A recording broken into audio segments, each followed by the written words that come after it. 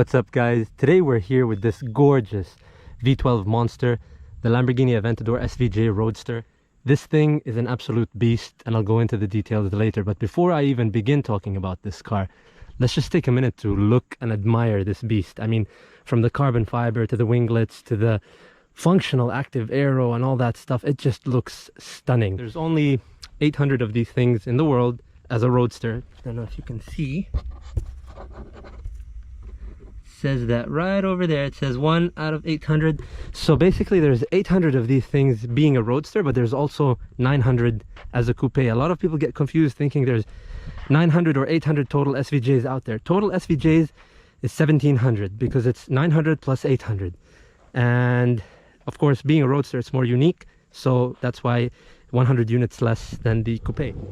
Now this thing is magnificent and beautiful to look at. But one of the main things that shocked me when this thing was released back in 2019 is the fact that this has held the fastest lap for the Nurburgring for a while at 6 minutes 44 seconds, as opposed to its predecessor, the SV. It did it in 6 minutes 59, which is blistering fast. That's race car quick. And normally, we all know Lamborghinis look wonderful, but in general, the Aventador, especially the Aventador class, was not really a lap time holder. The SV changed the game, and this did it even further. I love these things in all forms. I love it being a coupe or being a roadster. It's just a very beautiful, magnificent car to look at. But it's not just that. What shocked me really with the SVJ as opposed to the SV is the way this thing drives, not just the way this thing looks. The way this thing drives is a lot more aggressive, I would say, a lot more stiff, which I completely enjoy. And the way the active aerodynamic works on this car is absolutely brilliant. It's the ALA Active Lamborghini Aerodynamic design, this patented by Lamborghini, so it's specifically to Lamborghini. It's worth noting that there's two aftermarket things here which I completely agree with. One being the wheels. These are VOSSEN forged in black, beautiful. They complement the car's accents very nicely, the black accents along with the purple, so it's a nice contrast to the vehicle. But the highlight on this car that's been done is the RYFT exhaust, because these things sound so good. I cannot emphasize how good this thing sounds. If I were ever to end up with a car like this, it's not for the looks, not for anything except the way it sounds. I love a good screaming V12 engine, and this one does the job perfectly with these exhausts. I've driven this car in stock form.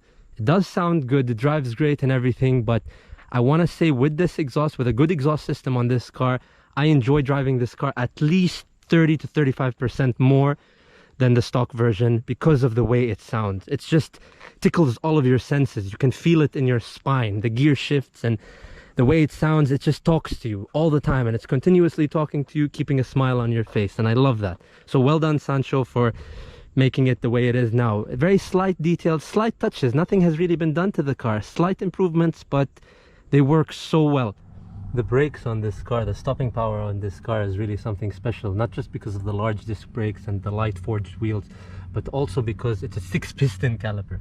So in this caliper there are 6 pistons, which is incredible. One thing to note on this vehicle is not just the fact that all rotors are huge and massive, but they're also really, really wide carbon ceramic rotors. They're 1.5 in thickness, and that's all 4 of them, front and rear, which is pretty wide. I love the wing on this car, and because of the ALA system on this thing, it's a really intelligent way how it works. See, these vents under the wing right here are meant to work with this big vent over here. And the ALA system is smart. It can shift the aerodynamic, the downforce. It can shift 30% more either left or right. So it's not just the fact that this car has 40% more downforce than the SV. It's also a clever active aero which can manipulate the downforce depending on which side needs it more for better grip in cornering. And I love that on this car. It's really intelligent. This beautiful design. You see, I look at this car and I'm like, it looks like a piece of jewelry. I love the reinvented front end of the Aventador. I liked it when it first came out, but this one is just a bit more aggressive, and you can tell that it's not just for looks, it's functional. The vents that are here, along with the flaps, this intelligent active aero design here, they're meant to work with the rear wing, again, to manipulate the downforce 30% more either left or right. And just look at it, it's just a beautiful color. I like how these vents are divided, but they're not divided all the way. It's interesting. There is still a gap in the front. I don't know why they did that, but the aerodynamic experts know what they're doing way more than I do. You have to love the way they designed it. Also, this car is riddled with radiators. Big radiators. I mean, this is a huge vent. You could probably fit a little child in here. It's insane. It's huge. And in the back, the radiators. I like on the right how there's one radiator as well. Like here, yeah. On the right, you got an extra radiator as well sitting in front of the radiator. It's just completely riddled with cooling devices, and rightfully so, because you do need to cool this V12 monster in the back. You have to love the license plate. It's hilarious. This thing is super funny to see on this car. So the name of this vehicle needs to be talked about, because in previous generations of Lamborghini, such as the Diablo or the Murcielago, we've had a lot of SV editions, which is the Super Veloce, okay? So we know that, but what does the J stand for? So the J stands for Jota, which is like a specific division, race division that Lamborghini uses, and that's basically what it means. So it's just to show that this is a little bit more aggressive than the SV. Not that the SV was not aggressive, but this just takes it up a couple of notches. And as a driving experience with this exhaust, this is probably one of the most fun cars, all-wheel drive cars, one of the most fun all-wheel drive cars I've driven. So big shout out to my buddy Sancho for giving me this car to spend a day with it and kind of really get to know the car well. And I also got a shout out to Eurofed Charlotte and Chicago Motorcars, because they're gonna have a sick inventory. It's all unique vehicles, beautiful vehicles. I would definitely check them out. The wow factor of this car is just beyond. And like I said, I'm not a big fan of purple, but this purple is so good and suits the car really well. Really something so special. Gonna do a few pulls back and forth and taking around town, and just, you can do as many pulls in this car as you want. It's not really gonna hurt the car. One thing that does really hurt the single clutch is when a lot of people do launch control in this thing. Now, launch control in double clutch systems is absolutely fine, but launch control in a single clutch system like this, that's the only downside. When you really want to do launch control again and again, it takes a toll on the clutch of this car. So we're going to avoid that today. We're not going to launch it, but we are going to do some quick pulls, quick rolls, drive it fast, back and forth, and we're going to do some rolling pulls, which are cool, and that's fine. That doesn't really do anything to the car. But launches in general, launching a single clutch car is not really good for it, so we're going to avoid that. I love also, I just noticed that the cap on the center lock is actually carbon fiber with the Lamborghini logo. That's really nice.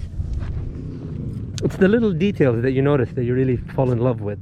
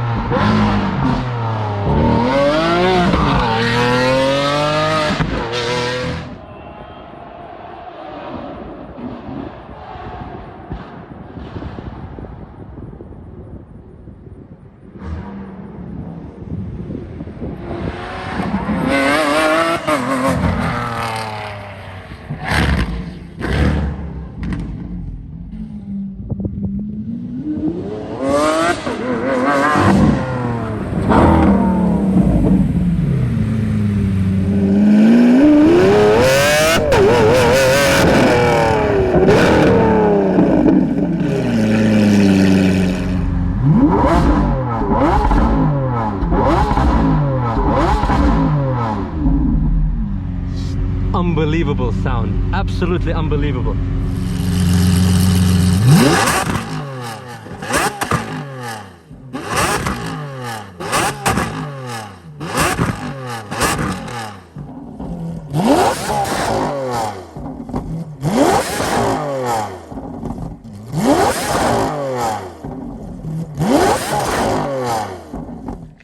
Now I'm going to talk about a kind of sensitive topic when it comes to this car, which is the transmission and the clutch. Now wait for it before everybody goes crazy. Yes, double clutch is more usable, double clutch is great, and we always praise it, and we commend cars that use a double clutch system. But Lamborghini is not stupid. The reason they use the single clutch in these cars is because the single clutch is actually a lot lighter, more than 50% actually lighter than a dual clutch system. And when it comes to a car like this, it's not just the fact that it's lighter, and it really does work with this V12. I love the fact that when you're in this car and you're shifting gears, it is so jerky, and this is such a Lamborghini characteristic trait, is that it almost wants to snap your spine and snap your neck, especially when it's in Corsa mode, because it is a really quick single clutch system. It's not that it's a slow system. A double clutch system would be a tiny bit faster, but it would be a lot heavier.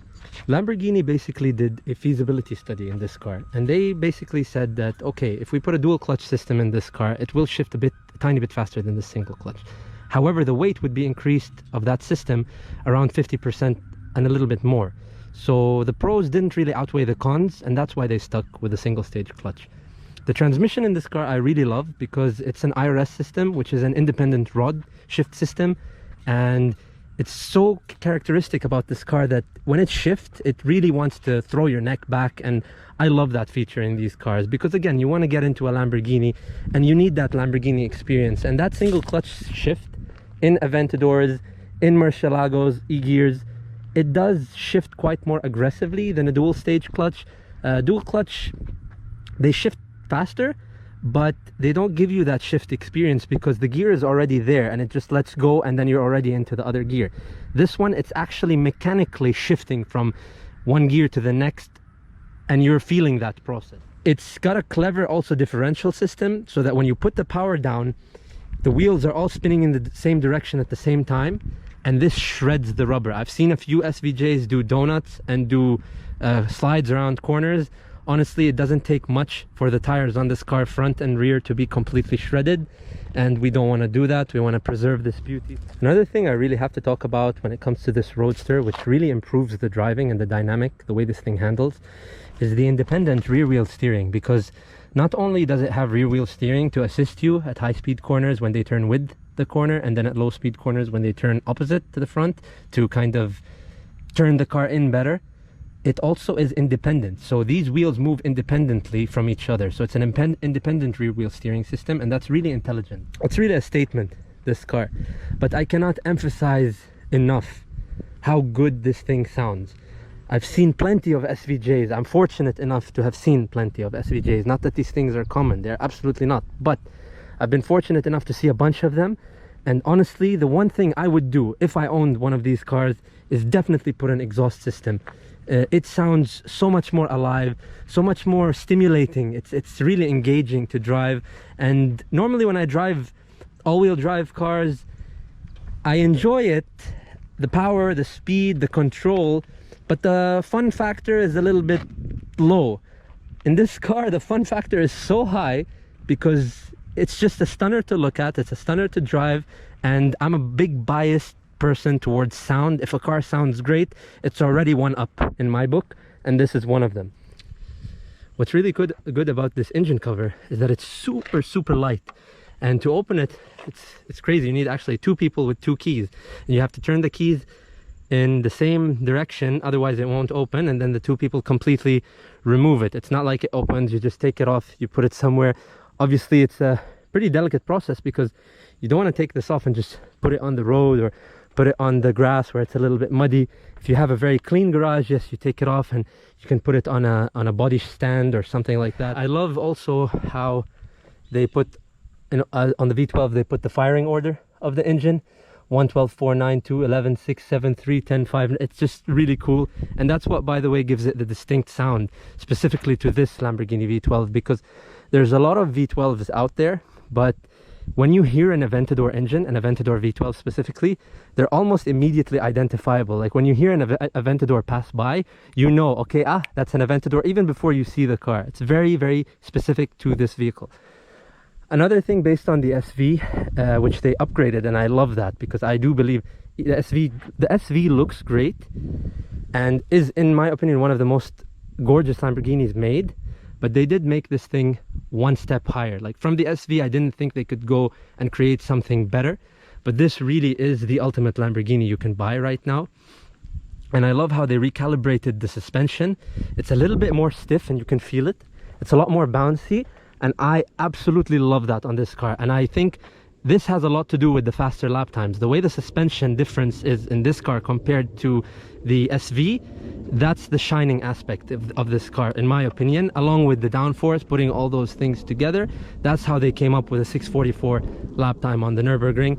You can feel it stiff on the road, but I love that. I don't want to get in a car as aggressive and mean looking as this and then have it drive soft and gentle. No, it needs to be a little bit brutal. This is a Lamborghini at the end of the day, and it needs to feel like a Lamborghini. It shouldn't feel like a daily driving vehicle, even though it is. You can actually, compared to the Lamborghini generations of old, this is easily a daily driver. Not that you would want to daily drive this, but you can, and knowing that should give you some comfort. I love Lamborghini's carbon tub because it's really exposed. You can see it everywhere. You can see it where the pedals are, next to the aluminum, beautiful aluminum pedals. I love the Alcantara and the design. As always, Lamborghinis do have fantastic work and craftsmanship that they do within the cars. Love the carbon sideliner. I love the straps as well. I do like a good, nice center carbon fiber console along with a carbon fiber dash. The steering wheel is Alcantara, excellent for good grip, especially when you're wearing race gloves, because they're also suede Alcantara. They work, they grip together. It's really beautiful and simple to drive. It's not that complicated. It's nothing like the Lamborghinis of old. It's not like the Murcielago, Diablo, Countach, things like that. Not just because of the manual transmission, but also the way it behaves, the way it drives. It feels lighter, feels more usable, and I like simplicity. There's not too many buttons that confuse you. What does this do? Like on the door, you have the mirror adjustments, a lock, and that's it. And on the passenger door, you even have nothing. It's just a single piece of carbon. And in the center here, again, being a Lamborghini, everything is the opposite. So down to go up to go down for the windows. You have the lift system here, which you do need on this car because it's a little bit lowered and you have to be very careful. Thankfully here in North Carolina we have great roads. So yeah, you have the traction control off. I love this button because this, along with Corsa, pulls out the full potential of the car. You have the hazard lights here.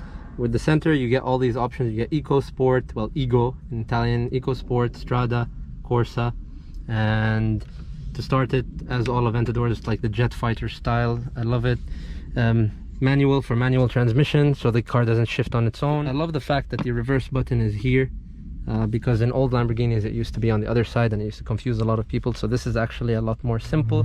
So the infotainment system is an old previous generation Audi system. It's a bit slow, but it does the job. Nothing really, you don't buy this car for the infotainment system, you buy this car for everything else that it does, which is fantastic.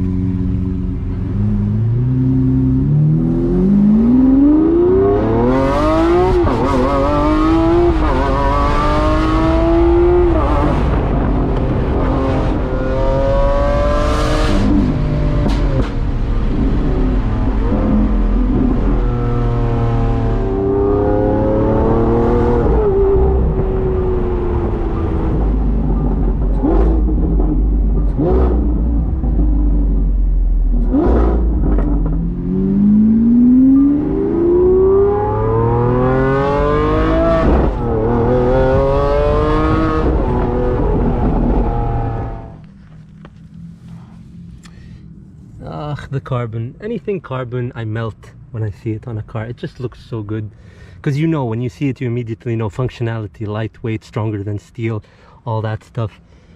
Look at the side fence here, so beautiful. Front lip, I mean, you do have 2 point something inches of ground clearance. So but plus, don't forget, you have the lift system, so in case you really need to use it, you have a lift system in the car.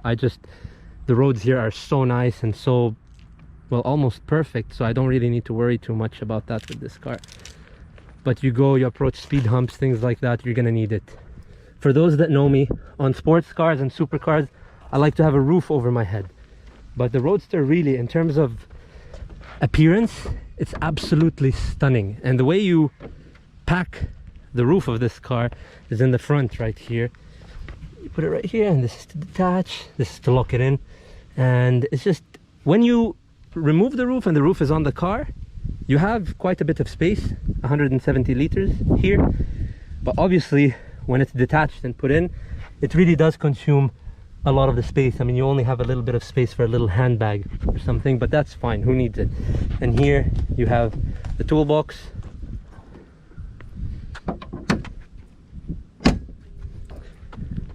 Setting the fastest lap time when it was released at 6 minutes 44 seconds is ridiculous for a Lamborghini, for an Italian. Like I said, that's a German thing, that's not an Italian thing.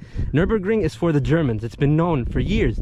But these guys show up with this thing, this monster, this weapon, and they completely blow everybody else out of the water. So I gotta respect this car, and it's such a collector car that you know they're not gonna be made anymore. Yes, there are more units than the SV. For example, the other one that we did on my channel was one of 600. This one being a Roadster, there are extra units, but that doesn't take away anything from the special factor and the wow factor of this car. I love it. I love the active aero in this car, not because it just makes faster lap times and all that, but because you can actually feel it working. You really can. At high speed corners, you can really feel it. And it even has a meter here, which in Italian, obviously, it says Sistema ALA, and it tells you how much front downforce and rear downforce is being generated, and it's always adjusting and moving. And because it's adjusting, which is more or less from the front or rear, there's also another axis, which is left and right. And that's what I love about this car, as I mentioned previous, is that it can shift more downforce, a bit more, 30% to the left or 30% to the right, or decrease it 30% this way or 30% that way. And that's the beauty of this car. And it really can be felt. I can't emphasize that enough. These things are super easy to get in and out of because the side sill is not too high and the seat is actually pretty wide. It can accommodate a lot of sizes, but also very comfortable. I love the fact that it's not an actual sport bucket seat, like a full-on bucket seat, but it is harness capable. You can actually put race harnesses here, and you don't really need much more than this. And I just love the details. For example, here, the little carbon fiber, the carbon fiber at the back. I just love this car because of the amount of carbon fiber that has been put into this car. This thing is quite relatively easy to drive, and I feel like anyone can drive it. The only real things you have to keep in mind and pay attention to, obviously because it's a wide car, you need to keep in mind the mirrors. It does have a significant blind spot from the right and left, mainly the right, because the driver, you're on the left. So you gotta be aware when you change lanes, especially when you're waiting to get into a lane. Other than that, I don't see a difficulty in driving these cars, and they're so versatile. They really are daily drivers, despite all this look and aggressiveness. You can drive them every day. Of course, you're not gonna go shopping with this car, and you might, but again, with the roof off, you don't really have much space in the front. But it's such a capable car. Monster, really. Great driver's car too, for especially being all-wheel drive. It drives fantastic, and the gear shifts are amazing. I wouldn't even want a dual clutch in this car. I love the fact that it's a single clutch and it's very jerky. You need that Lamborghini experience, and they preserved it here, which is good. It's a really beautiful experience to drive, and the sound, I'm just in love with the sound of this car. I think the selling point of this car is the V12 engine. You really buy this car because you know what's going to happen in the future with V12s. You know that this is going to be an iconic piece of art. When I said that when you look at this car and it's like kind of a piece of jewelry, I'm not joking. It is a piece of jewelry. From the way it behaves to everything, it's just stunning. And I'm in love with this car. In 2019, you could find these things, if you were lucky enough to get an allocation, you could probably get one for $599, $5 something. But they could go all the way up to $699, almost $700 at the time, even because of the specs and the options. Like I said, lots of carbon fiber, different packages, different trims, different stitching. I was told the J alone on the side, if you want to change the color, you have to pay a ridiculous amount if it's an actual factory Lamborghini in-house job. So the price really varied with these cars, but now they have gone up so much. I don't think you can find these cars for less than 700 something. This particular one actually was listed for sale for almost $1 million, and this one is fully loaded. I do love the white stitching. I do love everything that complements the carbon. I think white works really well with carbon fiber. I love cars that have white stitching and white accents. This particular car, usually I like cars that have a matching kind of interior trim with the brake calipers, but these brake calipers are awesome. They're also painted to match the exterior color of the car, so it's also fantastic to have. This car is really something. I mainly love this thing for the sound. That's the reality of it. I love this car so much for number one, obviously the engine, and number two, the sound. It's just unbelievable. Stunning, earth-shattering sound. Lovely. That's what you want when you get in a Lamborghini. You get the noise, the theater, the whole thing. I love that.